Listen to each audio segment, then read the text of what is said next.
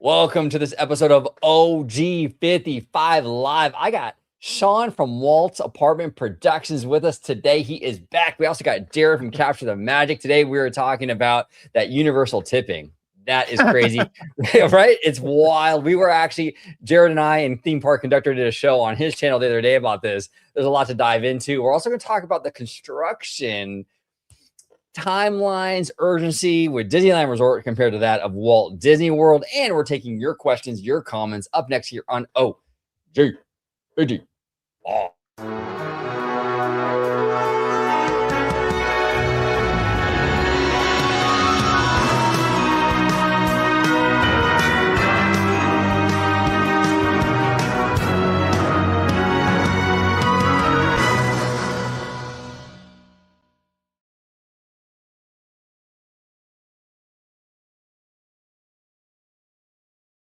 Welcome aboard, everybody, to another episode of OG55 Live. I am joined by these two fantastic gentlemen. We got Shawn from Walt's Apartment Productions and Jared from Capture the Magic. Shawn, I'm going to start with you, brother. How have you been?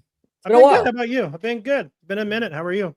Yeah, no, doing good, doing good. It's good to have you back on. If you can let everyone know where they can find you, kind of like what you do over there at Walt's Apartment, and kind of share with everybody what kind of content you guys make. We are a podcast that covers all things Disney, Pixar, Marvel, Star Wars, you name it, we're going to cover it. We have a couple different shows, Extra Magic Hour, which is our theme park show. Imagine That, which is just it's an Imagineer-based show featuring different Imagineers, different Imagineering concepts every couple of weeks. And then we also have our show, Walt's Apartment Presents, which is basically our catch-all, which would bring interviews, topics, something that's coming up that's going to be a bigger part of our network next year.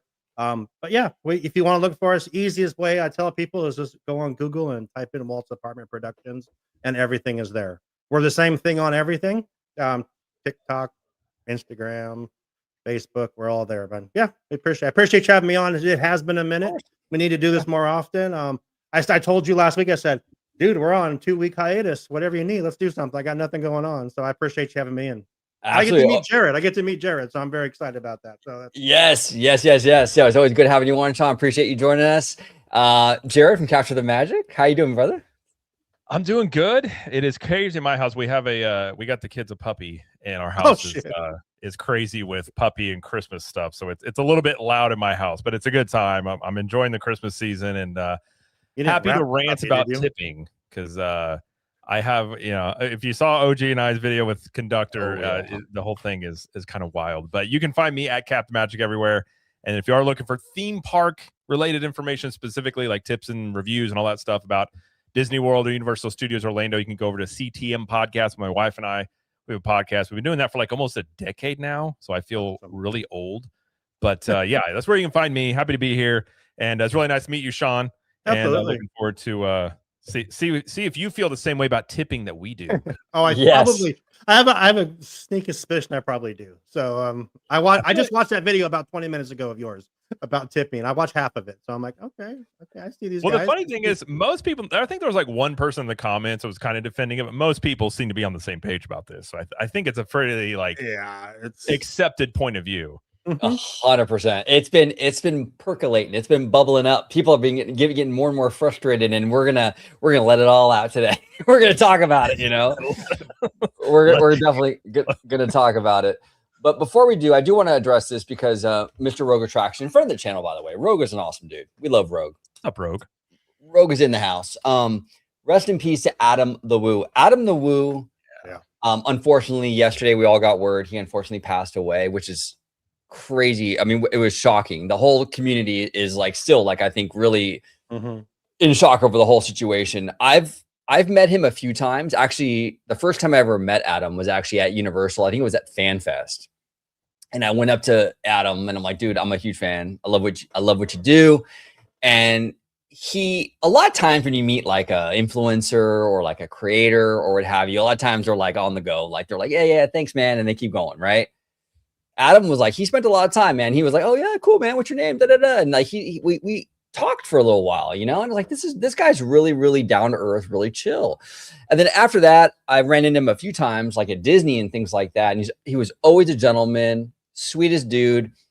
he made a lot. He makes a. I mean, he made a lot of great content, not just for Disney stuff, not just with Universal stuff, but even like just travel stuff, like road trip kind of fun things, you know. And Adam is a Adam was man, he was a titan in our community. He really was, and he was like one of the original, you know, creators in this space. He really kind of pioneered what we all do here. So a lot of what we do here on YouTube, Love Low, 100%. There you go. True pioneer on YouTube. He was absolutely, and a lot of what we do here, all of us, is in large part because of what Adam kind of set the stage for. So, you know, obviously our hearts go out to, you know, his close friends, his family, and everybody. This is horrible, absolutely horrible what happened, and way too young. But I'll start with you, Shawn, then I'll go down to Jared. But I mean, what was your relationship with Adam in terms of like even like just as a fan or what have you, and what are your thoughts? What's going on? It's funny. I was telling you before we started, I never met him. He's that kind of person that everyone know. I think when you're on TMZ and People, I mean, when they're reporting this, I mean, you obviously have some juice in this whole thing. And he was literally last night on both those. You saw it on TMZ, People magazine reporting it. But I mean, I never met him. I would have loved to have met him. Reached out a couple of times to try to possibly get him on the show. No, not knowing that he didn't do a lot of interviews, which was fine. But Lewis, one of my hosts, posted a picture last night, and it's just a picture of him and Adam at the park. Lewis is our artist, and gave him a sticker. And for the longest time, he would have that on. Adam had it on like his water bottle, the sticker that Lewis made me. He said he talked to him for like 20 minutes. When, like you said, 20 minutes they talked about that when Toontown reopened. They talked about Mickey and Minnie's Runaway Railway and how he didn't want the great movie ride to go away. That's what he talked to Lewis about. And it's like every single person that's posted a comment, I've never seen anything like this. You know, this community that we're in is kind of toxic every now and then. Everyone, you know, I saw a comment last night. A guy says, maybe this will bring some people back together and maybe realize what's really important, because you just never know. You never know what's going to happen. I mean, I'm 52 years old. He was 51 years old. So you never know. Hopefully it sounds like he just fell asleep in his bed and that was it. And I hope that's what happened, because that's the way everyone would want to go. It's just, you're not going to suffer. But I mean, rest in peace to him, to his family, his you know, his father, I guess, was a pastor and everything they were very in a religious family, but didn't know till today we had the same last name. So I mean, that's wild. That's wild. Yeah, no, he and you're cutting in and out, Shawn. I do apologize if I am interrupting, but you kind of froze up on my end at least. But talking to Wi-Fi, I told you. There you go. Now you're back. Now you're back. Yeah. But you're right though, Shawn. It does put things in perspective, right? Like the internet culture is so toxic and so stupid sometimes. It's so childish. And something like this happens, and you're like, wow, you know, life is so short to be bogged down in any of that BS, you know? I mean, really, like, you know, tell your friends you love them, tell your family you love them, give people, you know, do what's important, because you just never know. This guy was only 51 years old. He was a young dude, you know? And so it's very important that that when stuff like this happens, we take a step back and understand, like, you know, life is really short, you know, take every day. 100%. Yeah. You know, really appreciate, it's a blessing just to even have another day. Right. But Jared, what are your thoughts on this whole thing with Adam? It's crazy, right? Yeah, I mean, it's a horror. I mean, the timing right before Christmas was. I feel for his family. Like, thoughts and prayers for them. Like, I can't even imagine. I didn't watch a lot of his content. I'm not a big vlog watcher. I've seen some over the years, but I always liked him because he was really chill. Like, he didn't get into the whole like trying to be like, you know, you see some of these antics. He kind of was just always like, hey, here's the vlog, here's what we're gonna do. And the last one he did, I don't know if you watched it, like he went around Celebration with the Grinch. Yeah, like his very last vlog he did. It was a really good vlog. I did watch it because I saw that pop up. And I mean, he pioneered all that stuff. It's horribly sad. And I think it's one of those things where it's one thing when like a celebrity passes, because like you don't really interact with celebrities much, but like YouTube celebrities are a thing, but a lot of times they can be much more like you can see them a lot more in the parks. I met him one time with him and Tim Tracker because they used to do stuff together sometimes. Yeah. And he seemed like a really nice guy. So I can't say I knew him. But it's incredibly sad. And, you know, he was a very unique guy. And I really did like, he went to the Field of Dreams. He went to like the Back to the Future house and stuff like that. So it definitely is content that I think we probably had a lot of shared interest in terms of like the retro properties and things like that. But yeah, it does make you realize when things like that happen. You even had Vince, I forget his last name, but the guy that helped create Call of Duty, he also died yesterday, the day before yesterday. You had Eddie Soto recently. So it's just been a really kind of rough little bit there here recently. But yeah, I completely agree with you guys. You know, you never know. Take every day. Don't take it for granted. And 100%. You know, tell people that you love them, and don't hold grudges. Just, you know, life's too short. But yeah, it's incredibly sad. And I do hope that his family, you know, it's just you just hope that you know, it's just one of those things during this time of Christmas that they just are able to kind of remember him well and, you know, get through this time. Yeah, no, well said, brother. Well said. Yeah, it is. It's a really rough time for. I mean, it's always hard when something like this happens, but especially right before the holidays and stuff. I'm really feeling for the family right now. That's got to be super hard right now, you know. So yeah, praying for them. Absolutely. But gentlemen, we're gonna talk a little Universal right now. We're gonna talk about tipping. We're gonna talk about tipping. We're gonna talk about tipping because Universal is going in on this tipping thing, you know. And Jared, you and I and Conductor, we did a show on your channel talking about this, right? And actually, I was actually at Universal Hollywood on Sunday. I was with Theme Park Wizard and Vast Guy, and we were noticing this tipping trend over there. Jared, I'll let you kind of set the table. What are your thoughts on this, man? And let's dive into this. Well, it's funny enough, I have ranted over the years more. We have a private group where I've done some rants on tip culture because it's like ever since COVID, tipping has kind of gotten insane. Whereas like I took my daughter to Cold Stone Creamery and they wanted to tip there for just I get it, like you're just doing your base job, but like everything now is like people are asking for tips. But when I saw that they were doing it in the theme parks, I was just like, we're tipping for Toadstool Cafe now, like pre-tipping, like as you order your food. Like I'm not a fan of pre-tipping, by the way. Like if you do, and we talked about it before, if you do a great job, if you give me great service, I will gladly tip you well. Right. But I don't like this whole idea of like, as soon as you order, you just leave a tip right away, because it's like I feel like you're supposed to earn the tip and not have it be the inverse. And I told you in the video we did yesterday, I remember going to a Shake Shack.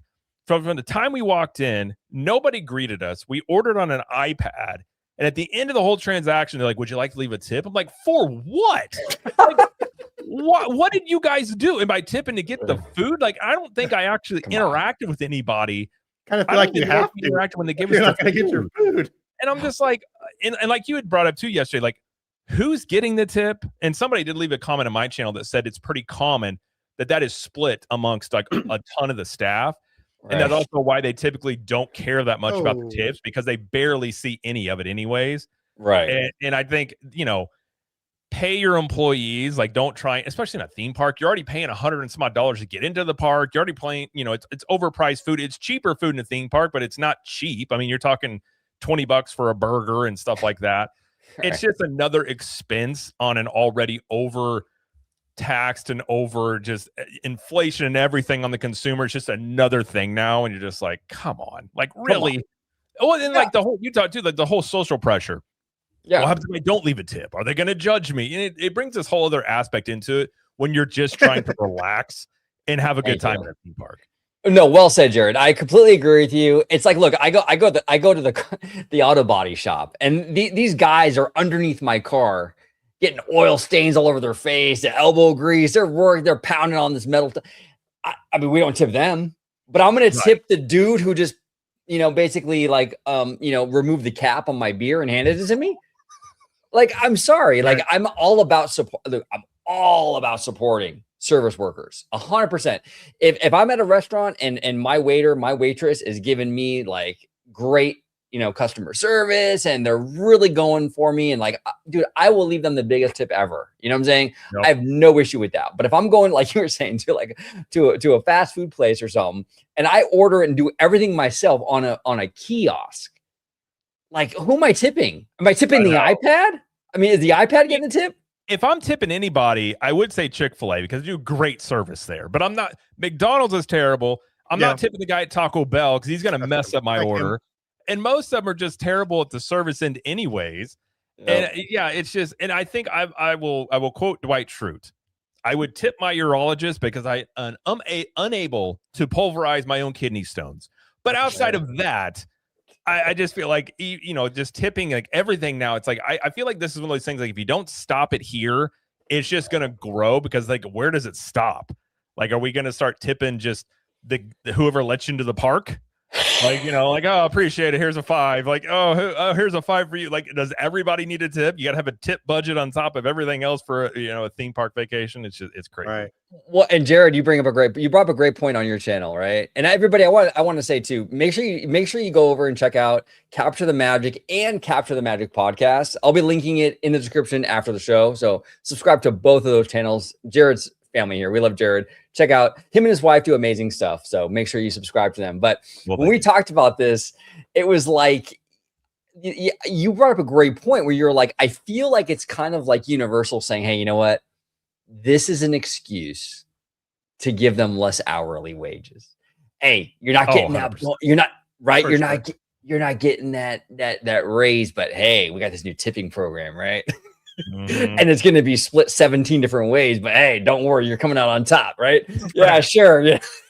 Sure, right? Sure. It's got like a pizza party instead of a raise. We're like, oh, you guys can have pizza. And like, oh, yeah. I remember they used to do it in the warehouse where I worked all the time. It was like, we got you a pizza party. Like, I'd rather have a raise. I'd rather have a bonus than just pizza. But because I'm in the car business. It's the same thing. We had a great month. Pizza party.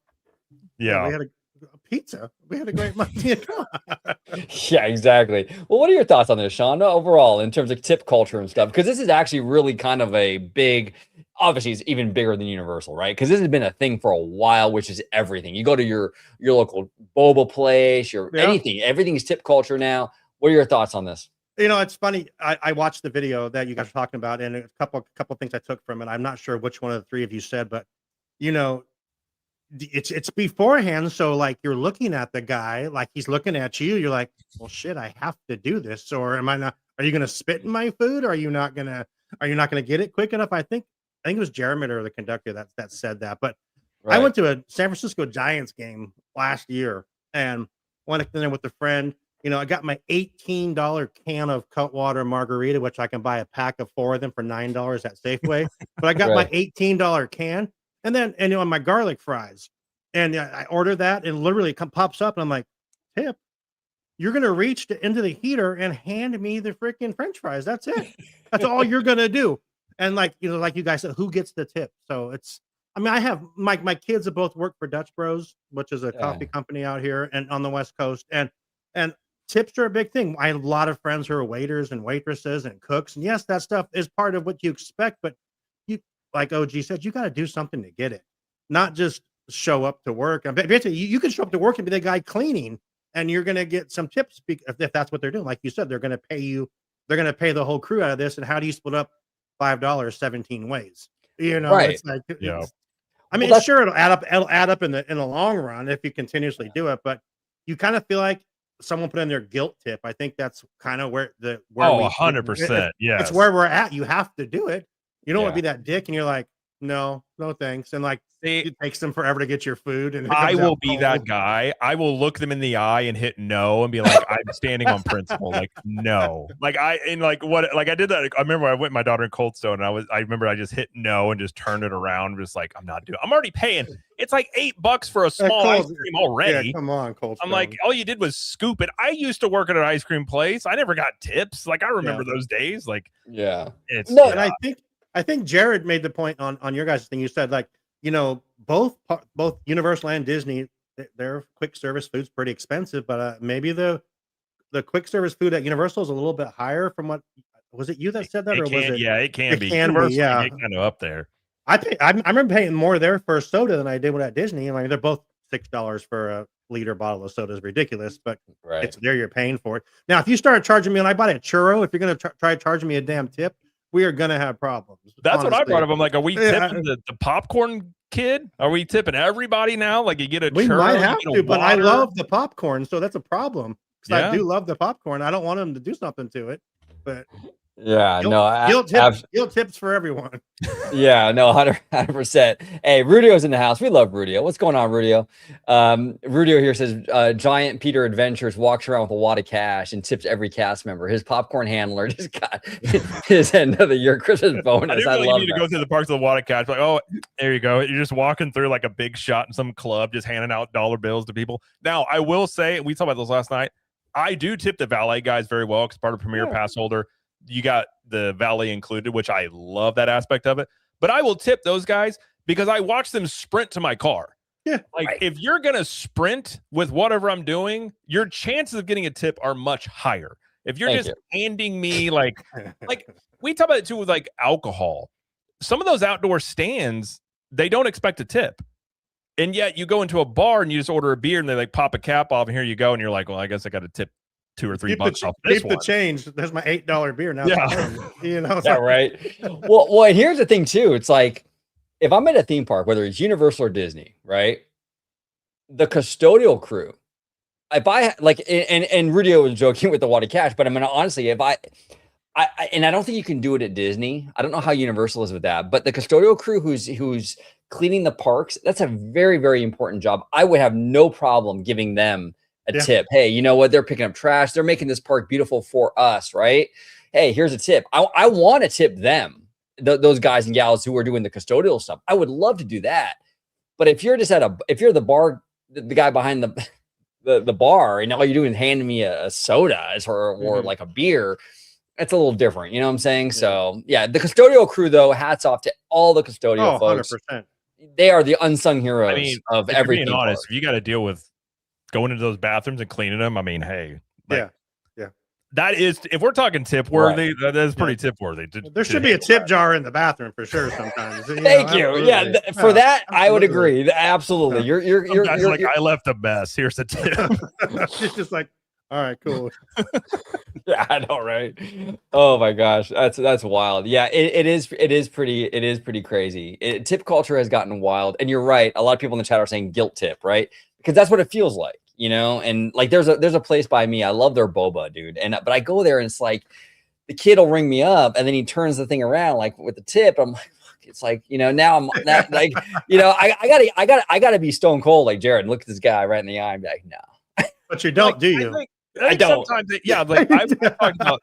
There's the Starbucks near us. They always have the same girl work in the window, and she won't even look you in the eye. And we don't get Starbucks that much, but like sometimes my wife wants it. I'm like, whatever, I'll go get it. She won't look you in the eye. She barely, like, it'd be one thing if they're chatting it up with you. They just turn it around and then have an audacity. I'm in the drive-through asking for a tip. I'm like, okay. Like, and the top of people that used to work at Dunkin', they're like, usually people just throw it in there for loose change and things like that. But it is like this social pressure that you need to leave a tip. And I saw Lucas Kim said you're supposed to tip your server. I'm not saying you don't. Exactly. I'm talking about quick service. Are we talking about tipping at McDonald's? Like, you know, I feel like this is just, you have to have a line where you're just like, okay, we don't tip for certain things. I feel like McDonald's and quick service all fall into that. If I'm going to a sit down restaurant, totally different situation, but just getting quick service food, I feel like that is not something that requires a tip. I agree. And Lucas Kim said, you know, just tip your server. That's American courtesy. And then he mentions Uber Eats and DoorDash. And don't even get me started, Lucas, on DoorDash. I don't use Uber Eats, but I use DoorDash. The problem with DoorDash is it's pre-tip. So I'm tipping this dude or gal, whoever, before they even do their job. And that's a problem because a lot of times I'll order food and this DoorDasher will do like 17 runs before they deliver my food. And now my food's cold before I even get it. But but see, that's the thing. When you already tip them, you de-incentivize that good service. You know what I'm saying? They can add more tips if you do a good job. Yeah, and then if you tip afterwards, you have some of those people that like mess with the food because they're mad they didn't get a tip. You're like, well, you can alter it after they deliver it. I've done that before where it's like, I'll give you an intro tip. If you go above and beyond, I'll increase it after the fact, or like Uber and stuff like that. But yeah, I think it's the whole like expectation of it. And the tip is supposed to be, you went above and beyond, and here's my appreciation for what you did. And it's not like basic services now. Well, I gave you the bottled water. I handed it to you. You're like, oh, okay, thank you. But I don't think it deserves an extra, like, if we're being honest, it's like a tax on the consumer in many ways and on already expensive stuff in a theme park. 100%, 100%. Yeah, and Universal ain't much better. Like, I mean, I was just there on Sunday, and like really, Universal's great when it comes to ticketing and annual passes. But once you get in that place, it's every bit as expensive as Disney, right? Yeah. Well, I will listen. Disney prices sometimes get crazy, but they're actually pretty reasonable on a lot of their like quick service food. Like they're actually cheaper than like SeaWorld's insane. We went to SeaWorld last year. I was shocked at like the parking and the food prices. But even Universal, like that Shrek pretzel in DreamWorks Land, I think it's like $14. It's what's up there for a pretzel. And so in even Epic Universe, a lot of the food in there is a little bit more expensive than what you usually even pay at Universal. Right. So you're already talking to like already expensive stuff. And what gets me is like, apparently this has already been going on at like Busch Gardens and stuff. And some people comment on my video, but like, if this catches on, Disney's going to do it. And then it's just like, it's just going to become a norm. And I'm like, I feel like we just need to squash it in the crib now. Like, just don't let it get loose, push back on it. Like, if not, it's just going to continue to grow. And then like, who knows where it stops. 100%, Jared. Well said, brother. Well said. XVoot85 with a $10 super chat. Thank you so much, XVoot. We do appreciate you, sir. Happy holidays and a happy new year. For you. There you go. There we go. That's true. That's beyond, OG. Above and beyond. Above and beyond. What are your thoughts on the new permit for Lost Continent with Intamin listed? Great news in my opinion. Intamin is the GOAT. Now, I'm not as familiar with the coaster manufacturers. I've heard of them, but I'm not a coaster guy. But Jared, that's probably more your forte. What are your thoughts on this, brother? Yeah, I did a video on this. So Intamin, Universal really likes working with them. They're the company behind Hagrid's. They're behind Hiccup's Wing Gliders. They did Velocicoaster. They do great coasters. They also they have a lot of other rides though, because again, this is all speculation or rumor until it's proven. What I was told was that it is going to be Pokemon going to Lost Continent. Oh. And if you look at Nintendo, I don't see Nintendo doing like a really thrilling roller coaster. Like they tend to just keep everything, kids and adults can ride it. They kind of just go the medium ground there. They've got a lot of, somebody sent it over. I forget the channel name. I'll have to find it. They did a really good video on some of the rides that they could put in there from Intamin. They have some wild stuff, like this sphere that's like 3D and you sit in the middle of it and it's like this gravitational thing. So I think working with Intamin, I think Universal's just going with a good company that they like to work with. Yeah. And if I don't recall the other rides offhand that maybe are at Universal, other parks that they've done that aren't coasters, but they do great stuff on the coasters. And I think it's a good sign working with them because I've never ridden anything that I'm aware of that they've made that I have not enjoyed. Okay, that sounds good. Yeah, I've heard. I think Intamin. I think they did the and correct me in the chat if I'm wrong. I believe they were the one behind California Screamin', which is now the Incredicoaster, if I'm not mistaken. Which that's a great coaster as well. But they might be. Yeah, I think they were the company behind. I could be wrong though.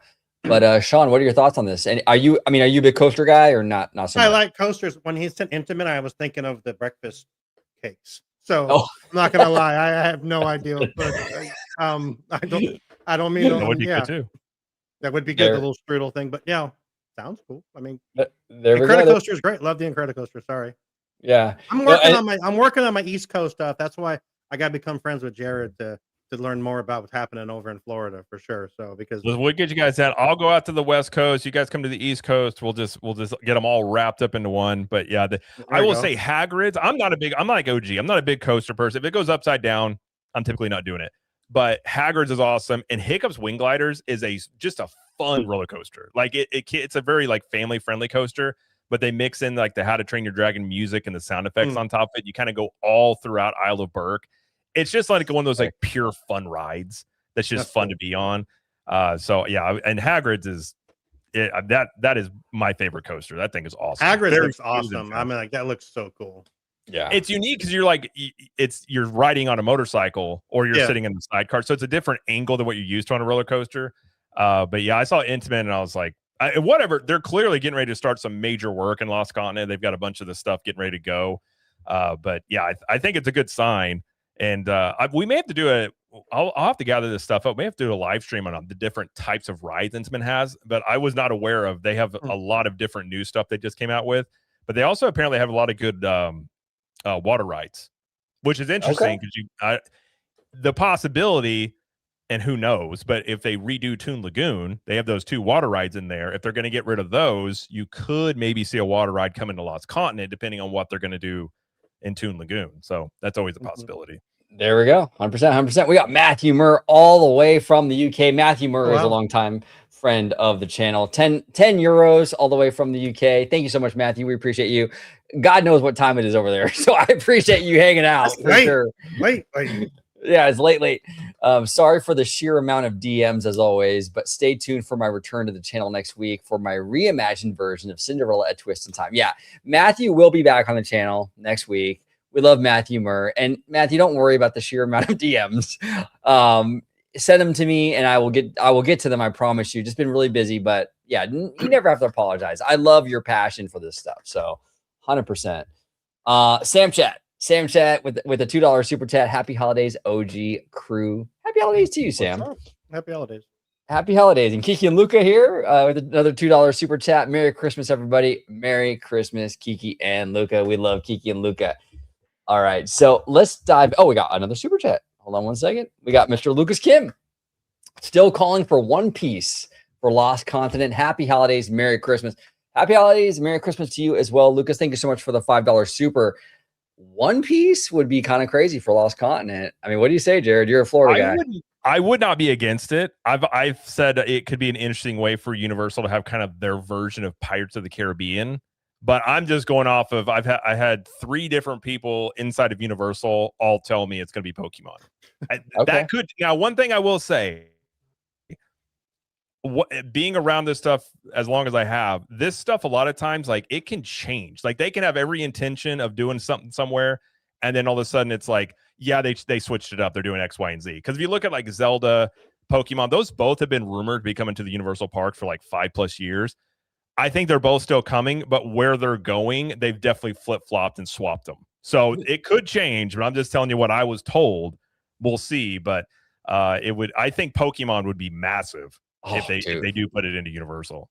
That'd be huge, absolutely huge. Asia right now, I mean Japan, South Korea, absolutely crushing it. Anime's big, obviously. You know, like the Korean stuff, like K-pop Demon Hunters and K-pop and all. I mean, it's just absolutely going crazy. One Piece too out here in California for Universal Fan Fest back in April. I mean, I was really, and Lucas was telling me, and Lucas, I'm sorry, brother, I should have listened to you, but like he was telling me, oh, One Piece is huge. I'm like, yeah, I don't know, it's huge, but is it Back to the Future huge? And it was Back to the Future huge. I mean, everybody had the One Piece stuff on, so it was a huge showing for that fandom. So it's a big deal, you know. So they also have like, how many seasons of that show is there? And they're like 20+, or it's something crazy the amount of seasons they have on that. Because somebody was like, you should start watching. I'm like, oh, which season? Like, well, they've got like 50. I'm like, what? I don't have that much time. Like, come on, you know? No, 100%. That's the only thing is like the sheer volume is like, oh man, because I've heard it's a great show and stuff. But like, I heard the live action is really good. I haven't watched that one either. But I suppose to Lucas's point, I've actually felt One Piece would fit really well in Lost Continent though. If they retheme those water rides to it, it's already set there. You could just retheme those to One Piece, and that thing would be a cash cow for merchandise. I think Pokemon and One Piece in the same park. Plus, you throw in, you already got Harry Potter. You'd move so much merchandise with those properties in there. It'd be unreal. Oh, 100%, 100%. And Rudio, by the way, he's my fellow K-pop fan over here. He loves Blackpink as well and Lisa and all that. So big shout to Rudio. But he says One Piece had the consistent crowds every night of the event more than Star Trek for sure. I agree with you, Rudio. I mean, it was crazy. It was absolutely crazy. Shawn, are you a big anime fan or One Piece fan or no? I feel like I'm not bringing anything to the show tonight. Well, what do you think? But what do you think though? Because for example, you're not necessarily a fan of it though. But like, do you think that Universal and Disney should get into that kind of stuff? 100%. I mean, it's a huge market. You go to like all these Comic Cons, or I go to a lot of these like little shows and stuff, and like there's so much of that anime stuff. It's wild how absolutely popular it is. And that K-pop Demon Hunter thing, I guess that's the biggest thing in the world, from what I understand. Yeah. my host Sam, her daughter is. I mean, that's like her favorite thing, So it's like, okay, whatever. My daughter's 9, and they're not as much at the moment. She's but 9 as well, but yeah, it's like all summer long, it was just K-pop Demon Hunters with her and her friend. They went there for like Halloween, so I'm very aware. It's actually not a bad movie, to be quite honest. It's actually not terrible. Yeah. Well, Jared, it was crazy because Jay Shear, our good friend Jay. Oh yeah, big shout out to Jay. And he's very analytical with the films, and he's very right. And he came back, he watched K-pop Demon Hunters, and he was like, "Yeah, favorite film of the year." I'm like, "No way, no way." I mean, Jay's the type. He says like, "I'll have my takes," and then Jay says it. I'm like, "Well, that's what I meant to say." Is how Jay said it because it sounds so. Yeah, he's all like smart and articulate about it, and just. I'm like, movie good, and he's like, "Actually, here's why it's good." I'm like, right, yeah. Like what he said. Exactly. No, I feel the exact same way. Kiki and Luke is asking, Cap, is there a live on your channel tonight? Are you multi-streaming this on yours or no? I did not set that up. So not tonight, but we will be doing a live stream. I think the day after Christmas, we're going to do a live stream. I was going to live stream on Christmas Eve, and my wife was like, how about we just spend time with the family? I'm like, okay, fine. So we will be doing a live stream this week. Shawn, you're more than welcome. You want to hop on. I think we're just going to have like a little chill post-Christmas, just whatever, talk about whatever. Maybe I might, I'm hoping I have a certain Transformer Lego set that I got, hopefully. Oh, damn. And I might be able to show it. By the way, I think I sent you a picture of this. I found this at Costco. It's a 4D Optimus Prime Transformers thing. Bro. So it's like a 4D, it's like a puzzle, but you piece it together. So I saw it at Costco for weeks. They had it like $40, and then it kept going down. I went in there right before like a week ago, and they had it down to $15. And they had like 4 left. Damn. I'm like, well, okay, I'm getting this. Yeah, no, that's a must get. Cool. Yeah, that's pretty sick. That's pretty sick. Now I want to pivot you guys to the theme park stuff, like with Disney, right? So we have Disney World right now, a whole bunch of projects going on. We have Tropical Americas, we got all that going on. We got the Cars Land, Villains Land stuff, right? They're draining the rivers of America. They're doing that whole thing. And here at Disneyland, we got the Marvel, the Avengers, the Coco boat ride, and Pandora. I'll start with you, Shawn. What are your thoughts on this, man? Because I've been very critical of the pace that they're out here in California. I'm like, my gosh, this Pandora thing is kind of forever because they announced it like in 2022 or like I think it was like late 2022 or early 2023. But we've just been hearing it forever, and there hasn't been much movement on it. But what are your thoughts on it? Do you disagree, or where do you stand with all this stuff in terms of the pace of these projects? I will say this, Jared. I watched your construction update that you did with all the aerial shots, and how do we not have aerial shots of all the work happening in California? We need to find someone that does that same thing, because that's what you're showing. I'm like, holy crap! And then like you're like describing, well, those are forms, which make the forms and put the concrete. I'm like, dude, this guy knows his shit. So hats off to you, because that stuff's great. But I'd say send BioReconstruct to the West Coast and have him fly up there in the helicopter, because I'm not flying up there, but he does a very I saw on the bottom. I'm like, damn, that's he does a great job. I don't think you can fly over Disneyland. I don't think you're allowed, honestly. I think it's a no-fly zone, which I can see that, yeah.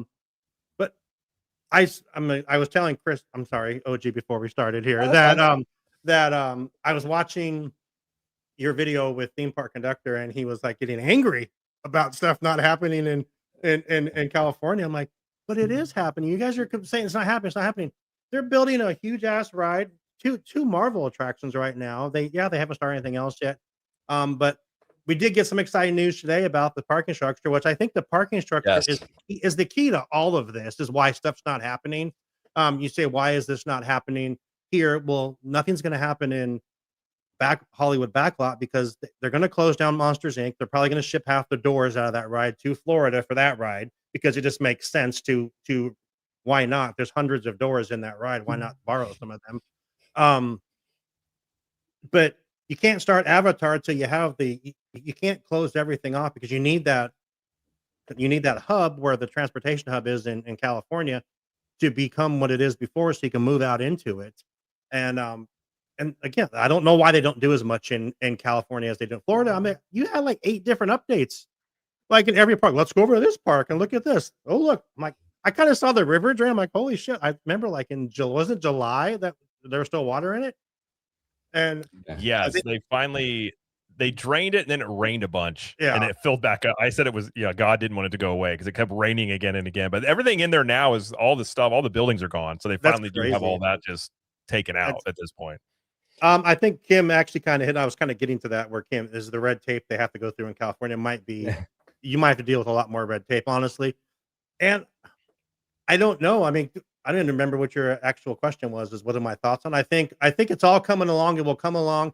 I don't think we're looking at 2030 for all this stuff to be done. Like Conductor was saying, I feel like once it starts picking up, they built Infinity Defense and the Stark Test Lab Flight Lab pretty quickly so far. It's been just a couple months. They just start building up, and once you get this stuff knocked down and going, I don't think it's going to go to Sim a lot. I think they're going to keep it right where they say it's going to go.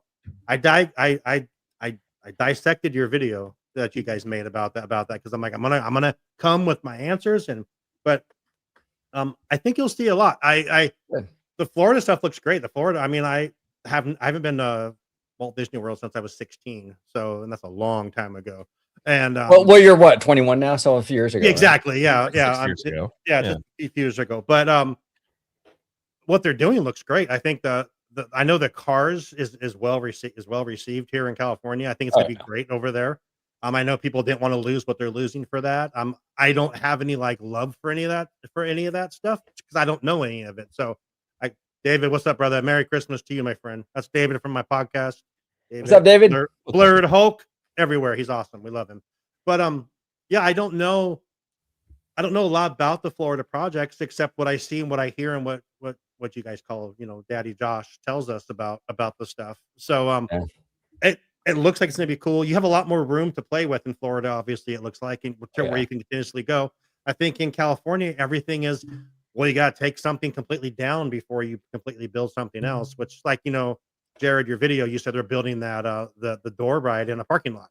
It's a lot easier. It's a lot easier to start a project in a parking lot than to have to demolish the complete structures that are in the Hollywood land, but you need the parking because you're going to be bringing more people in. The parking is going to be done, I think, first because of the Olympics coming in a couple of years. So, and I think everything else will go pretty quick. I think you're not going to see a lot, back behind, the Incredicoaster. Once you knock the buildings down, that's just a flat space. You can build those rides back there. I think the Avatar thing will experience ride land, whatever it's going to be, is going to be not an Avatar fan, but I'm looking forward to seeing it. So well said. Hope I answered your question, but no, you did. Well said. And here's the thing too. I am admittedly super sensitive when it comes to DCA because I get frustrated because I feel like I think there's so much potential there with that park. Right. And I feel Disney is I feel like a lot of times they see that as it's sort of DCA is sort of we can kind of, you can phone it in a little bit over here. It's fine, and I get frustrated with that because here's the thing, Disney, if you happen to come across this live stream, it's in your financial, hey, Josh. Hey, Daddy Josh, we love you. Yeah, we love you, Josh. If you ever come across this live stream, it's in your financial best interest to make sure DCA is a must go to park, because if you have a family from Australia or a family from Japan or a family from Utah, wherever, they're going to come to Disneyland Resort and they're going to go to Disneyland no matter what. That's a given, right? But the DCA part of it is totally expendable. You know what I'm saying? Yeah. So if you can make DCA not expendable, you guarantee both parks for people coming in. Because Disneyland's going to be a given no matter what. You're going to go to, but if you can make DCA that, but we have to go to DCA. Now you got them for both. Right. So Disney, keep that in mind. Go ahead. I honestly think with the Avatar thing, that's what they're doing.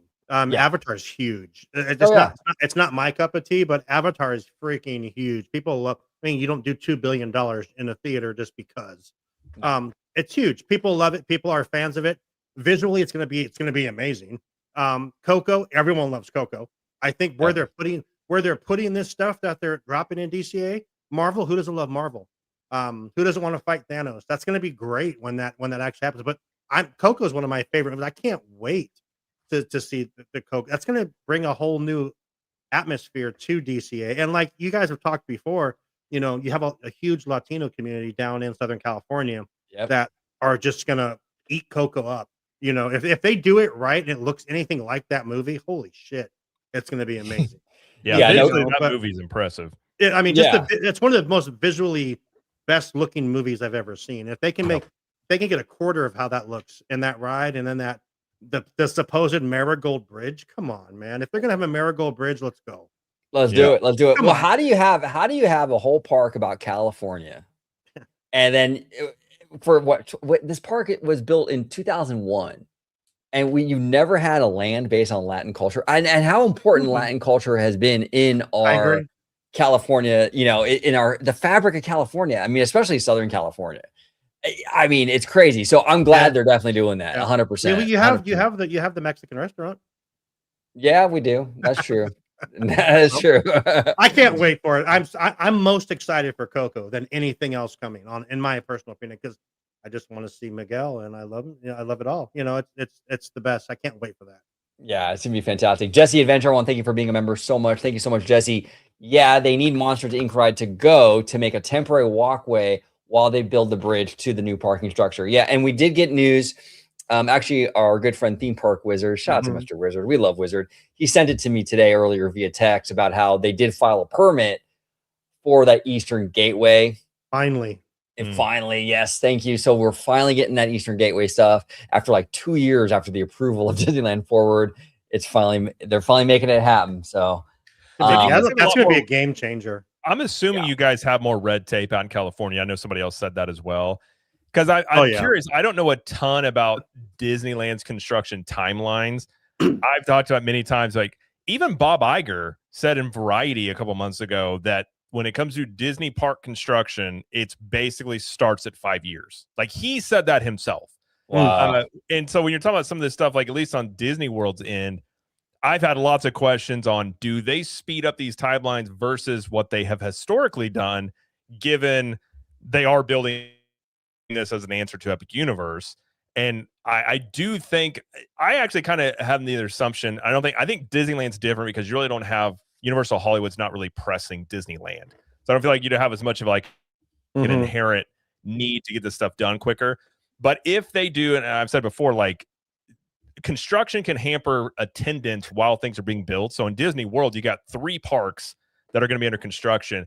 If they start seeing attendance kind of be affected by that, I could see them maybe trying to speed those timelines up, at the very least, to get open Tropical Americas as soon as they can, to have something new that they can reveal. But yeah, I usually point to like, you guys talking about Pandora. I don't know if James Cameron's involved in the building of that out there, but I know the one here in Disney World, I believe that almost took 6 or 7 years. That thing went on forever. And I talked to an Imagineer that worked on that project, and he said, well, you had James Cameron and Joe Rohde, and sometimes James Cameron was just like, no, we're doing it this way. Yeah. And so I think it helped, because I think Pandora is a great land. Like I think it's the best newer land Disney's built. So if you guys get anything close to that, it'll be awesome. Yeah. But I'm really curious if Cameron is involved in the building of the one out there in Disneyland. Yeah, I would think so. I think he'd be a part of it. He'd want to. He's such a perfectionist. He's gonna want to make sure it's his way. You know what I mean? He makes great movies, though. You know, so no, he's a genius. He's absolutely a genius. Absolutely. James All Day says here, do you see another proxy fight happening at the Disney company in 2026? I don't, honestly, James. I don't think there's that same kind of fervor right now for that. And honestly, I think that Warner Brothers and Netflix and Paramount have kind of taken the heat off Disney for a little bit right now. Yeah. That's where Drama Central is kind of right now, WB. And I think it's going to be that way for a while. And Jared, you and I have talked about this a lot on both of our channels, but like, I don't see that fervor for a Disney proxy thing. I mean, I could be wrong, but what do you think, Jared? And I'll go to Shawn. I don't think you would, because you're going to have a new CEO. So to do a proxy fight whenever you have a new CEO, it's kind of being presumptuous and assuming it's going to go to a certain direction. So you could see one, I think maybe 3 or 4 or 5 years go by and it's the same thing. Maybe they do that. I don't really know what the appetite would be for it, but I don't think you see it in 2026. I do think we've talked about many times. I think it is going to be a DMRO. I think that's basically the worst hidden secret that Disney has. If you talk to anybody that works for Disney, they've been saying for 2 years to me that like, yeah, it's going to be Josh. Like everyone's been saying that forever. So I think you got to give him time to, even after you get the training wheel segment where Iger's going to be with him, you got to let him at least try and implement something before you try and put up some sort of fight if you don't like the way something's going. Yeah. So I don't see it for at least a couple of years would be my guess. Well, Tiger comes back again. I'm telling you. Hey, real quick, Lucas, I'm going to come to your super chat real quick, but there are a couple things here that James said and Countdown said that I think is pertinent to what we're talking about right now. I'm concerned that Disney's AI investments are alienating creators, especially in animation. Former Disney showrunner Dana Terrace, for example, has called on fans to pirate her show, The Owl House. Here's the thing. A lot of people are upset about Disney's investment into OpenAI, and I understand that. I completely understand that. I think this investment into OpenAI is out of necessity and control. And what I mean by that is Disney knows AI is here. Okay, you're not going to put that genie back in the bottle. It's here, you know. And Jared, you made, I think, through a text message, you said some great stuff about how it's kind of like you can either ride the wave or the wave can take you out, right? Yep. That's where we're at right now with AI. I mean, either Disney can grab a surfboard and ride that wave, or they can just stand there and let the wave take them out. So Disney's deciding, hey, you know what? We're gonna use $1 billion surfboard and we're gonna ride the AI wave. And if you invest in companies like OpenAI, then you have more control over what they do because now you have skin in that game. Yep. Now Disney can tell OpenAI, no, we don't want that. We want this. We don't want that. We want this. Disney has more control over the situation. I understand with creatives. I understand AI is very scary. I get it. And it's not just with entertainment. I mean, AI can decimate like a lot of industries. You know what I'm saying? I mean, even like customer service industries where like you call for your phone bill and stuff. I mean, it could be all AI eventually. I mean, so it's scary for sure. But Disney, I mean, a lot of people are kind of painting this as like Disney's a big bad guy. It's like, well, I think they're just trying to adapt so they don't die. Basically, you either adapt or you die off, right? I mean, you can ask Sears, you can ask countless other companies. They're trying to kind of, do that. Look at Kodak. Kodak's the best example. Whenever the digital camera stuff popped up, they didn't get in on it because I think there was a book about it. They were like, well, it's going to hurt our camera film sales. And that turned out to be the thing that, I mean, I think Kodak is still around, but they're not like what they once were. Right. And I think it was, you couldn't make that. It was me and Slimer, and I think Conductor talked about this whole thing. And I've likened it, like you were saying, OG, if AI is this wave, and sure, you could fight stuff, and Disney's in lawsuits against it, but we also saw this play out with Napster. Yeah, you can sue individual people that go over things, but the wave is going to crush you. And by you at least attempting to ride it, if AI is here to stay, and I don't see any reason why it's not, at the very least, becoming invested in the company, you get a seat at the table, and you can try to set up parameters to where you say, like, if you are fighting, I don't know if they are, but if you are fighting for creator rights and monetization, you can't do that by just being opposed to it. Right. So if you're working from the inside, you can try and shape this in a way that doesn't completely decimate your industry.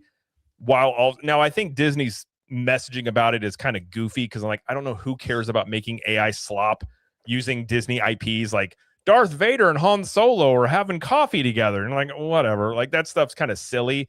But they definitely want the tech and a seat at the table. And Disney's going to get the most scrutiny because they're Disney. Exactly. But every company on earth is already doing this. And if they haven't done it, they're already behind. And you can make an argument Disney's already behind by just now making this deal. But you're going to see other companies do it. And I really think this comes down to like what people accept about AI right now will be different than what it is in 10 years. And I think Disney probably knows that. And so you're setting this up to try and have this future where AI is going to be part of filmmaking and animation, but it doesn't mean that it's just going to be you type in a prompt and here comes a movie. It can aid you in getting these things out quicker. You still have creatives involved, but kind of like the computers and internet, it's going to change this stuff, but you can at least have a way where hopefully you still have humans involved in the art. And I think that is an important thing to try and maintain with AI becoming as relevant and just overtaking everything that it currently is. Well said. Well said. What are your thoughts on that, Shawn? I mean, everything he said Jared said is 100% correct. Why fight something if you know it's just eventually going to, like you said, why fight something if you know it's just going to happen anyway? You can't. Yeah. I don't see why they would not hop on board now. And like Jared said, get at the table and be able to have a say in what goes moving forward. But yeah, I completely agree with you both. Yeah. No, well said. We got a super chat from Lucas, and we also got a regular comment. This comment I'm going to read first because it's pertinent to the AI stuff. He says, I mean, no offense, but aren't you having that perspective of defense because you are using SOAR AI for your own content? I do use AI for my thumbnails. And Seymour Duck will send us funny stuff. That's that's AI. And yeah, I mean, I make no bones about it, Lucas. I do use it. I mean, I'm not. Here's the thing. I was always making my own thumbnails. So for me, I'm not replacing any job. When I do an AI thumbnail, I'm replacing my own job, basically. Like, cause I've done it all myself the whole time since I've been doing my channel for almost a decade. So I'm not replacing a job. I'm not, you know what I'm saying? So, but like, no, I don't feel like we're defending it because, or at least for me, I can speak for myself. I mean, I'm not defending it because I use it for thumbnails or this, that, or the other. It's the reality of the situation. I mean, AI is here. It's not going away. I mean, we could pretend like, I mean, you can't stop it. That's the thing. You're not going to stop it. So you might as well try to at least use it and try to at least, you know, kind of guide the ship a little bit. But I mean, there's not much you can do, Lucas. I mean, it's going to be part of our reality for the foreseeable future, you know? I mean, if I can jump on that for a second, I don't use it a lot, but I a couple of years, I'm like, this is stupid. What a stupid idea. I tried this a couple, like probably eight or 9 months ago. I'm like, hey, can you help me make a description for my show? That thing knows me, knows who I am, knows who all my hosts are at this point, and says, hey, join us for a live episode of Walt's Apartment Productions. You know, it says, it even puts my freaking "we hope you enjoy the view from Walt's apartment" at the bottom of everything for me because it just knows that's what I want. Why would I not use something that's going to benefit me? I feel like the same thing, like you said. I do this by myself. I have people that do some other stuff, but yeah, I agree with you. Oh, Amber's on there. The Wine Country Mom is here. One of our hosts. How you doing, Amber? Amber.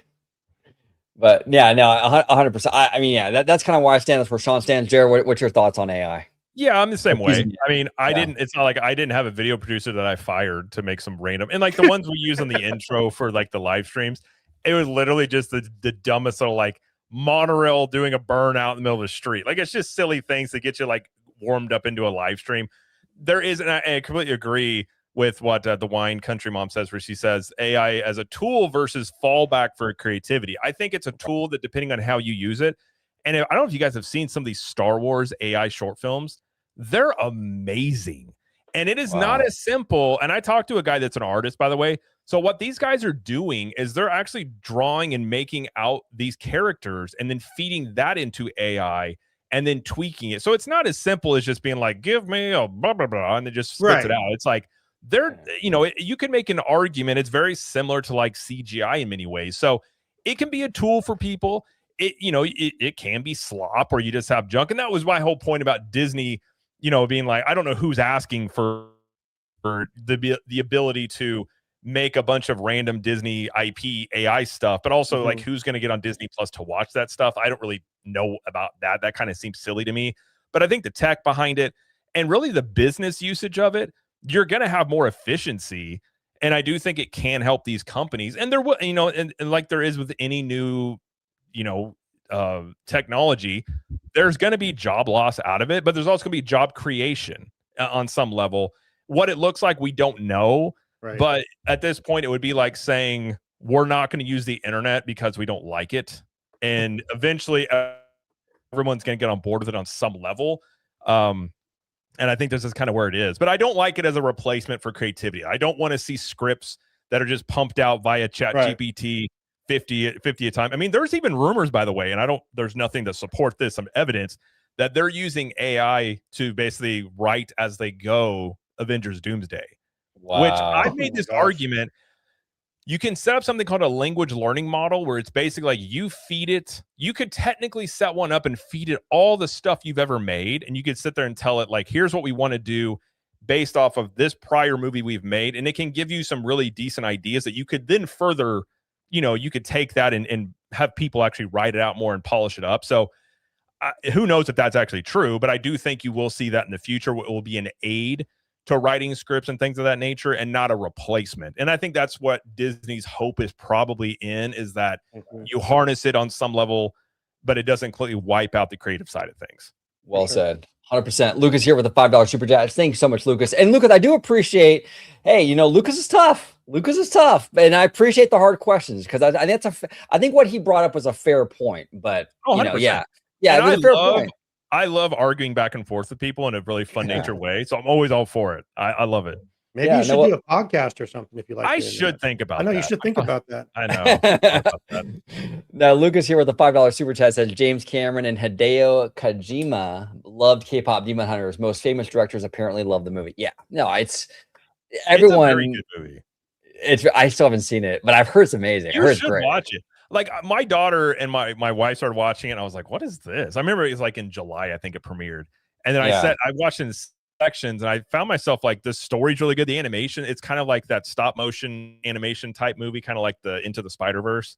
It's very well done from really beginning to end. Love it, absolutely love it. And Remy D with a very generous super chat. Thank you so much, Remy. Appreciate you, Remy. $40 and 67 cents super chat. Thank you so much, Remy. Do appreciate 6'7", baby. You know, no. I love it. 6'7", you know, you got it, you got to do it. You got to do it. Happy holidays, OG and crew. Number one, Fast and Furious Hollywood Drift will overtake Velocicoaster as Comcast best coaster. Number one. Number two, Paramount promised to keep theatrical alive, but just demoted their last Airbender movie to streaming only. Tisk, tisk, go Netflix. Now, this is crazy. Remy, you come with the spice, bro. Okay, number one, Hollywood Drift will overtake Velocicoaster as Comcast Universal's best coaster. I'm not a big coaster buff, and I haven't ridden Velocicoaster, so it wouldn't really be fair for me to really say one way or the other. But I will say this. It looks crazy, and I'm not a coaster guy, but I was there on Sunday looking at the coaster, and even not being into this kind of stuff, I'm impressed with it. So if it does dethrone Velocicoaster, it wouldn't shock me. I'll say that much. But what say you, Shawn? And then I'll go to Jared.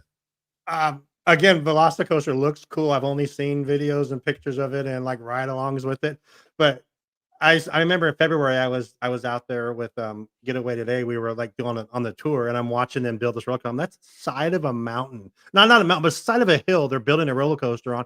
And then they're saying this thing's going to flip around like that Cosmic Rewind roller coaster. Yeah. Like, no, for one, I don't need to flip around. I don't need to flip around and be upside down over an escalator. No, this is me tapping out. But I probably will do it once to say I did it. But I'm not a huge roller coaster fan. I drive by, Six Flags when on my way down to Disneyland. I'm like, nope, no, but will I try it once? I mean, I'm 52 years old. You got to try things now. You got to try it once or never do. Or you can't, so you can say you tried it, but I don't know. I don't know if I do it again. But no, flipping around. But yeah, Amber's going to she's going to Epic Universe and Universal in 2 weeks. She'll let us know about the Velocicoaster. Oh, nice. But, yeah. So Shawn, what are the chances we get you on this thing? 6, 7, 6. I mean, man. What does that fucking mean? I don't think it means anything. I think that's the whole funny part of it. It means nothing, right? It really means nothing. My daughter, I was talking to her, and we like my daughter's best friend. I was talking to her dad. And it's funny. He's a Marine, but he's like a nerdy Marine. And we were like, "What does this even mean?" So we like went on this whole manhunt to figure. And like basically, it means nothing. At the end of the day, I was just like, "Okay, all right, well." So 2025 is the year of nothing. I'm telling you. Hey, I will say. Oh yeah, go ahead, brother. Go ahead. To answer your questions, if I'll go on it, probably because I don't want to look like a wimp and not do it. Will I enjoy it? 100% no. I guarantee you. I don't. Again, I don't want to flip around and go upside down. But I feel you. And Credit Coaster is about as most intense for me as I can go. But I don't need to go up the side of a hill, spinning around in a fake car, and no. No, I feel you. I feel you. How about you? It's probably not. I'm with you on that. I mean, I'll probably be in the gift shop with Theme Park Wizard. You gotta get your memorabilia, your Dom Toretto tank with your chain, so you can walk around and say family. You know what I'm saying? Yeah, no, it's crazy. But what say you, Jared? Now you've been on Velocicoaster. I have not. My wife. Oh, you have not. My wife loves coasters. She has really bad motion sickness, but she loves Velocicoaster, and I have a bunch of friends that love coasters. they love Velocicoaster because it has some unique like signature points. Like you crest over this hill point and it kind of has a slight like pause and it's just got some elements to it that I think are very memorable for people. Yeah. It potentially could. I mean, it's an Intamin coaster. So that's the same one that built Velocicoaster. So you could definitely see that being something that's a huge hit. But it's it could, if it has those memorable elements. It kind of reminds me, there's a ride in Silver Dollar City called Time Traveler, where it went upside down and had this spinning aspect to it. And my wife did it one time and it like floored her because of motion sickness. So she was like down for the whole day. But that ride, it's kind of similar to that. It's kind of those intense rides, but it could. I like the concept of it. I like the drifting.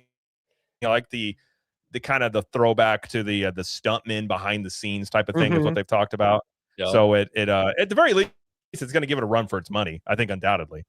Yeah, no, well said, well said. And then number 2 to Remedy's super chats. Paramount promised to keep theatrical alive, but just demoted their new Last Airbender movie to streaming only. Now, this is the thing, and we've talked about this a lot on my channel and on Capture the Magic already. I mean, look, there are a lot of issues when it comes to this Paramount deal. Number 1, layoffs, right? Paramount buying another studio, there's going to be more redundancies in that merger because you have a studio buying another studio. So there's a lot more redundancy where you're going to have to lay off a lot of people. Like when Disney bought Fox, there was a huge amount of layoffs, right? Now Netflix is branching out into something totally new. Netflix doesn't really do theatrical. So Warner Brothers is like their theatrical arm. There's going to be less redundancies. Obviously, there's going to be some redundancies like the HR people or this, that, and the other, but it's not going to be the same as Paramount buying WB. So that alone right there is going to, I think that would hurt Hollywood big time. Now, this whole thing about, I didn't know about this, Remedy, with the Last Airbender movie. That's rough. And that's, I mean, it was interesting because I think Paramount, if I'm not mistaken, didn't they officially bow out of the WB thing, I think, or Kushner or somebody. Well, that thing's been, I did a video on it today, actually. It's changed. There's a lot going on with it. Okay. So they did a hostile bid offer. The WB board, they can't outright decline it, but they're going directly to the shareholders. They advised the shareholders to decline it because they were worried about, you have financial like fail stops essentially. And so they had the Ellison Trust as the financial fail safe, I suppose, which they didn't like because it was the trust, which I don't think is really uncommon, but they decided they changed their offer today where Larry Ellison himself is backstopping the deal if the financing falls through. It's like 40 some odd billion dollars, which he's one of the richest men in the world, so he can do that. So they seem to be trying to placate all of the issues that Warner Brothers had. So they're still trying to get it. And David Ellison apparently also texted David Zaslav saying they could make their offer even go higher. So I don't think this thing's over. I think Paramount's trying to force a situation where the shareholders kind of have to take their deal, but then that also probably means Netflix would have another offer. I'm assuming they would do. So I think the back and forth is going to continue. But on this Last Airbender thing, the only thing I will say, there's issues with both. There's pros and cons. There's regulatory issues with both of them. I think when you're talking about Paramount, they kind of just got control of Paramount. I'm assuming this Airbender movie was something that was in development before the Ellisons like took it over. That's so fair. This could be a Zaslav situation, like when he took over and the Batgirl movie was going to come out and they kind of axed that one. I don't know if I would judge it completely off of how Paramount will treat stuff in the future. They may not have felt strong about this and want to put it on streaming. I don't know the ins and outs of it. But I would say to fully judge it whenever they bring a movie from concept to finished product and not maybe something that was already developed before they took over. Maybe, but I don't know the ins and outs of it. But you're also talking about they kind of just got in the driver's seat of this entire company now. That's a very fair point. Very fair point. Yep. Shawn, what are your thoughts on that, brother?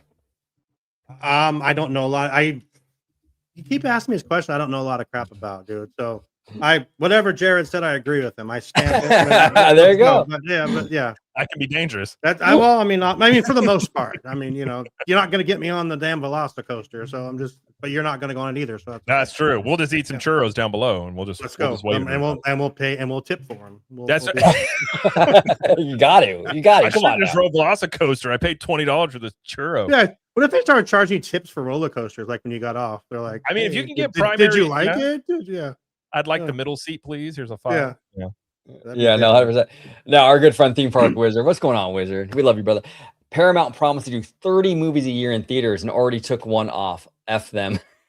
I know, right? Hey, tell us how you really feel, Wizard. Come on now. Don't be shy. Don't be shy. What else do we got? I think we got some other super chats.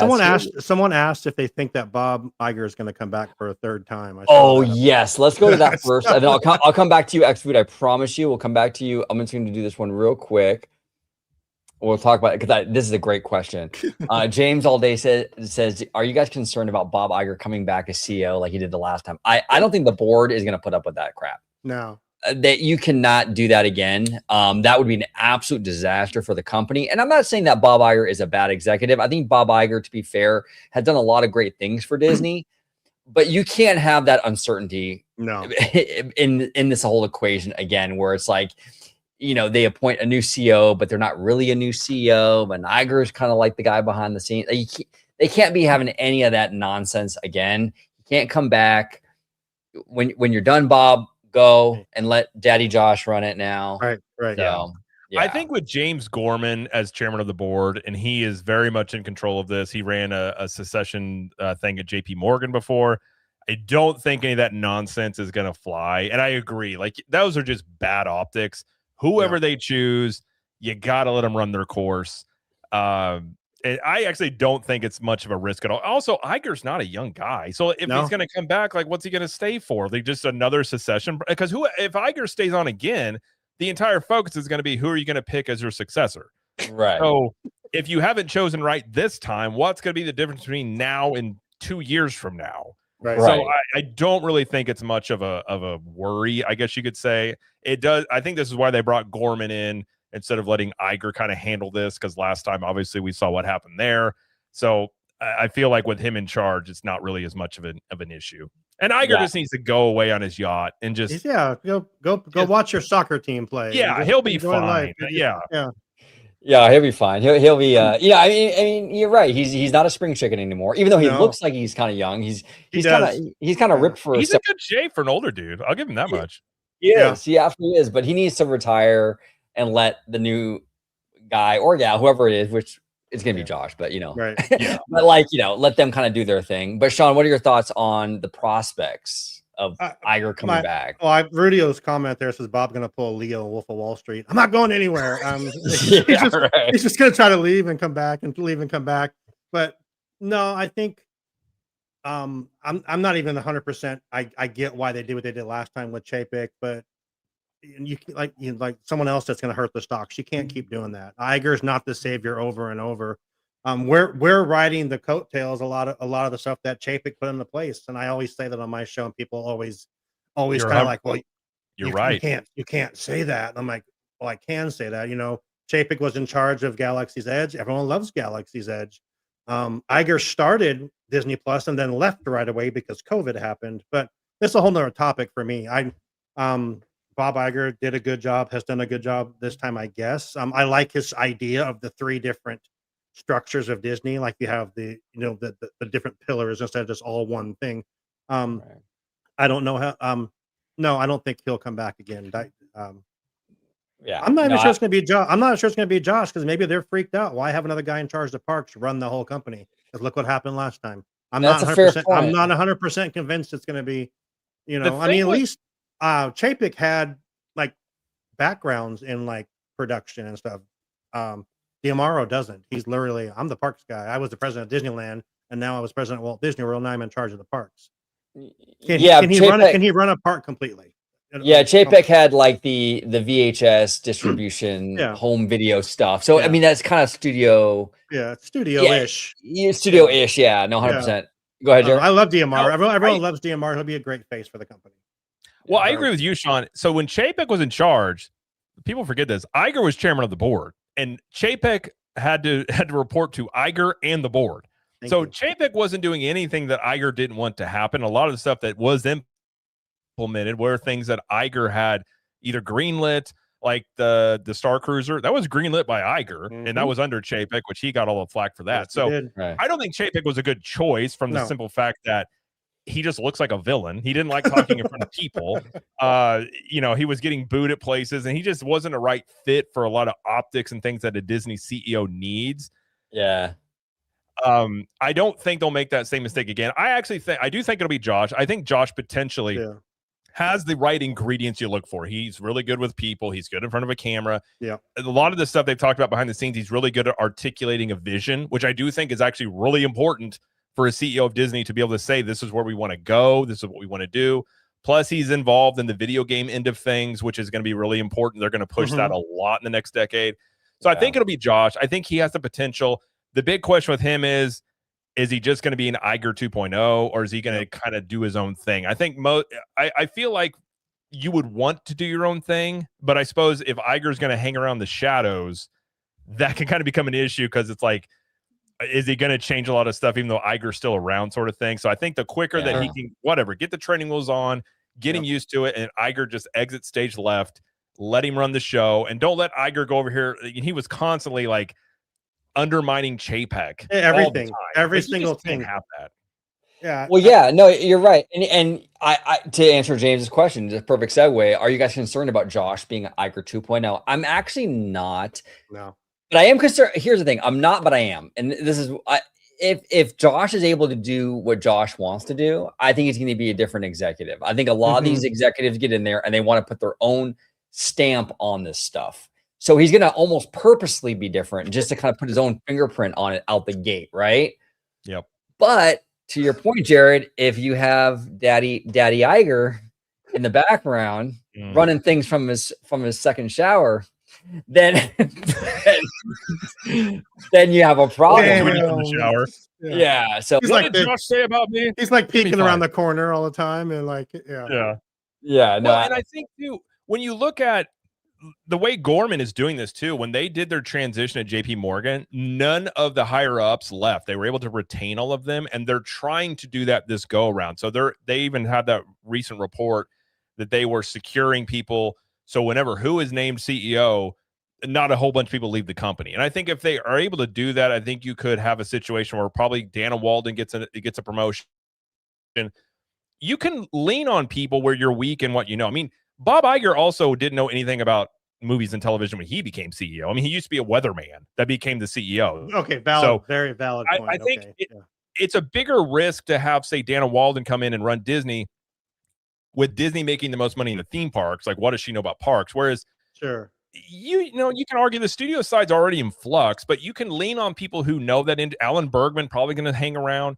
So you can lean on these people for areas you don't know. And as time goes along, you learn more about these things. But Josh seems like the type of guy, too, that he can kind of schmooze. He kind of moves like a politician. So I could see him being fine in the long run, working these things out.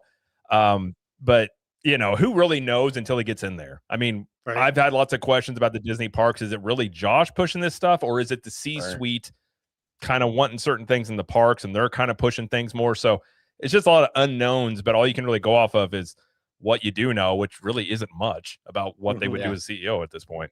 Yeah, 100%, 100%. Rudy, and actually, it reminds me. I don't guess. I mean, I'm dating myself with this totally, but remember, like during the Bush administration, Donald Rumsfeld.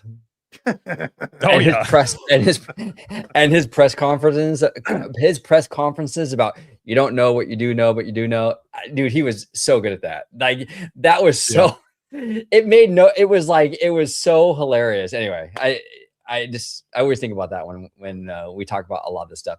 But Rudy here says Chapek was the original DTC OG. He was ahead of his time by having certain films go direct to video, which is now direct to streaming. You're right, Rudy.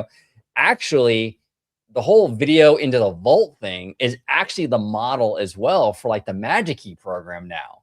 Yeah. The whole like we're gonna pull back on sales, then we're gonna release them. I mean, so Chapek was an OG like on multiple fronts when it came to that whole vault situation, you know.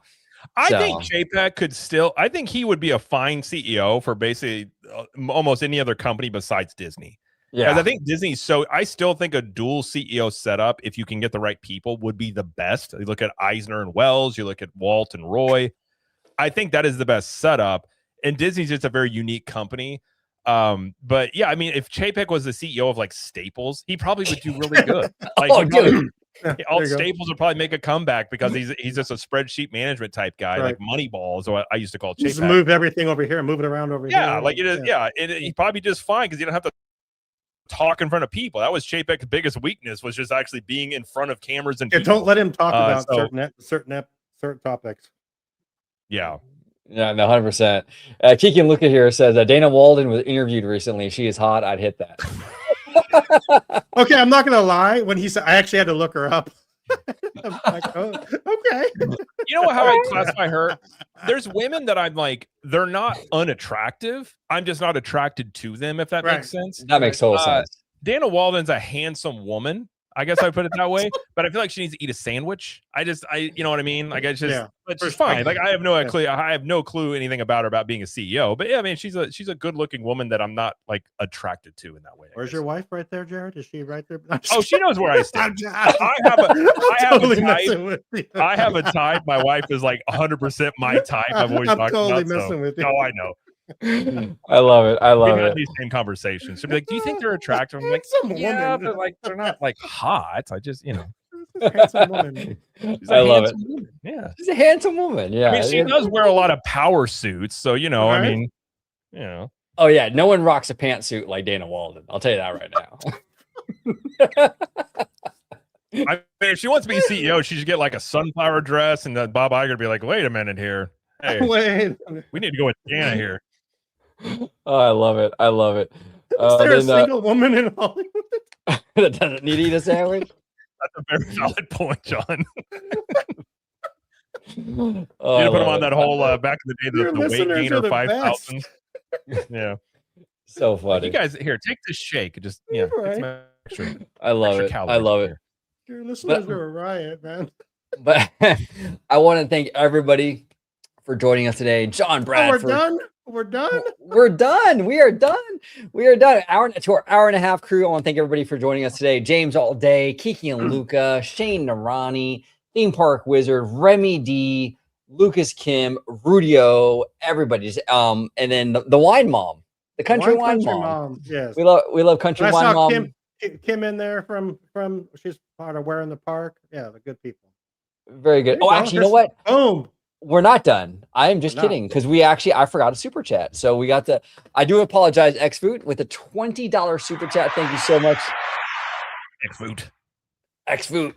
What do you know about the rumors of Universal Comcast starting a cruise line? There was a rumors a couple years ago that Comcast had purchased an island.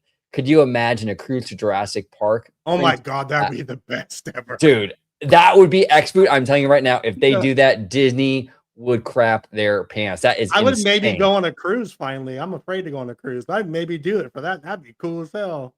Yeah. No, don't be afraid though. Honestly, it's actually not that bad. You don't even really, a lot of times you don't even feel like you're on the water. Like, it's so big, it's like a floating hotel, And I hear weird when you're like 2 days later, you're like still like this 2 days later. No.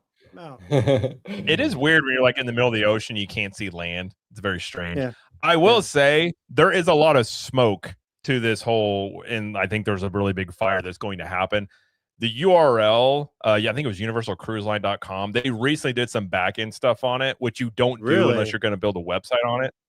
And then also, there's been a lot of rumors about a big company in some of these ports, and nobody's named the company.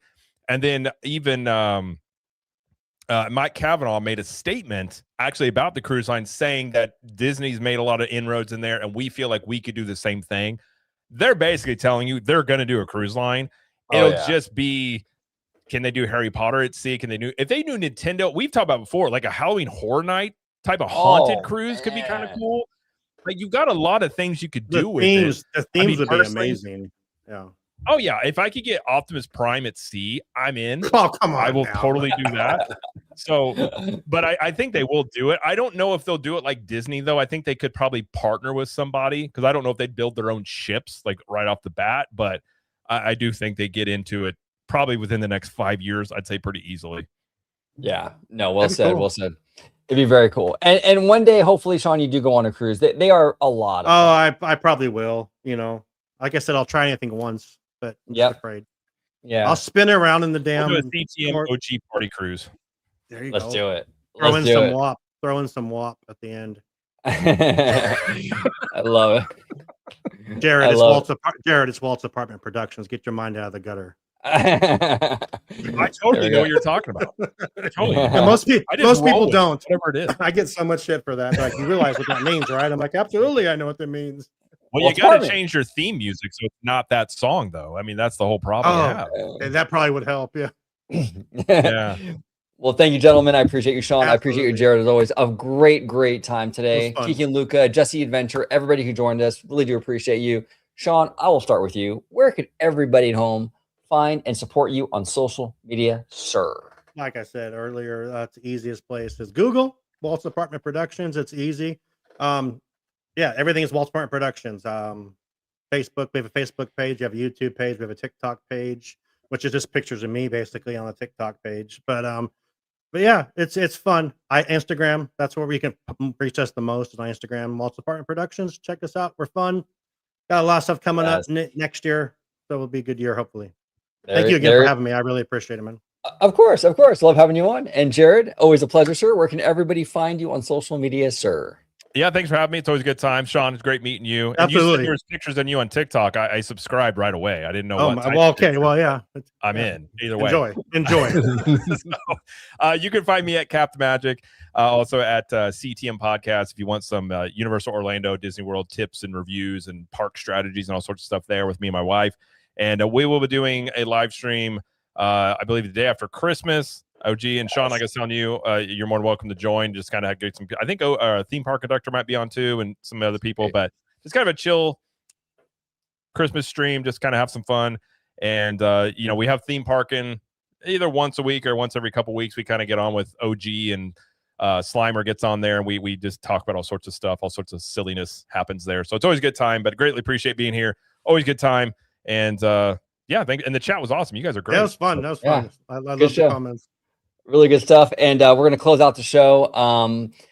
I do want to say again, our hearts go out to the friends and family of Adam the Woo. Really 100%. Sad stuff. Yeah, 100%. He impacted a lot of people in this space, and he touched a lot of lives. Everyone. Well, even like somebody who didn't watch vlogs much, I was very aware of him. That's how big, like you were saying, teams. Yeah, I think I texted to you guys last night. I was like, TMZ mentioned that he passed away. So, there are people that paved the way that even if you aren't familiar with their content, you can appreciate what they were doing, what they did and the impact they had. And, I think he had a pretty massive impact on anybody that does theme park stuff online for sure. Yeah, 1 million subscribers between your two channels. You're doing something right. So, I mean, he was awesome. Like I said, again, I never met him either, but rest in peace to him for sure. Yeah. Gone way too soon. Way too soon, way too young. Yeah. But I thank you all so much for watching this episode of OG55. Subscribe to these two gentlemen, and we will see you. I'm not saying I'm going to rule the world or I'm going to change the world, but I guarantee that I will spark the brain that will change the world. And that's our job, is to spark somebody else watching us. We might not be the ones, but let's not be selfish. And because we're not going to change the world, let's not talk about how we should change it. Thank you so much for watching OG55. Don't forget to smash that like button, subscribe, and become a member today.